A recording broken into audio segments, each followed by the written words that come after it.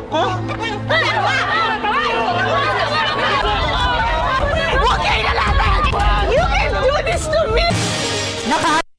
Libingan ng mga bayani sa pagdagsa ng mga magsisidalaw sa kanilang yumaong mahal sa buhay ngayong undan. Samantala, upang mas matulungan ang ating mga kabataan sa kanilang pag-aaral. Samantala, muling pinabulaanan ni Senadora Nancy Binay na siya ang namamahala sa pamimigay ng birthday cakes.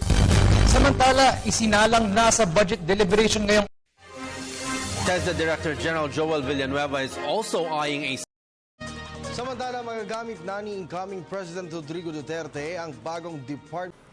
Samantala, ipinag-utos na ng Korte Suprema na ilagay sa half-mast ang watawat ng... The AFP is ready to help ensure a peaceful observance of Holy Week nationwide. Meanwhile, Senator Sergio Osmeña has defended Secretary Abad over the DAP issue, saying the cabinet official... Samantala, naging mabilis ang unang araw ng pagbibilang ng boto ng Kongreso. Nangunguna si incoming President Rodrigo Duterte.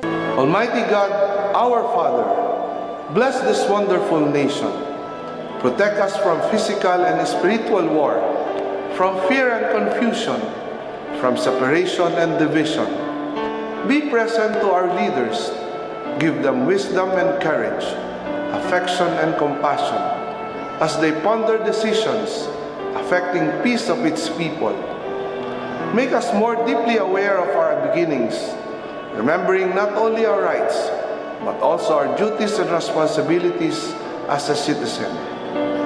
Make this nation, the pearl of the Orient Seas, to be a great place again. May all its people know clearly your will, that they may fulfill the call for us in the salvation of this land and the restoring of all things. In the name of your Son, Jesus Christ, our Lord and Savior. Amen. Kung nasa ng balita, ikaw at ang Liga ng Katotohanan magkasama sa pagbabalitang walang kinikilingan. Walang pinoprotektahan, walang kasinungalingan, serbisyong totoo pa lamang. Ako pa si Becky Morales. Ako naman Arnold Clavio. Susunod na ang Rescue. Hanggang bukas, sama-sama tayong magiging saksi.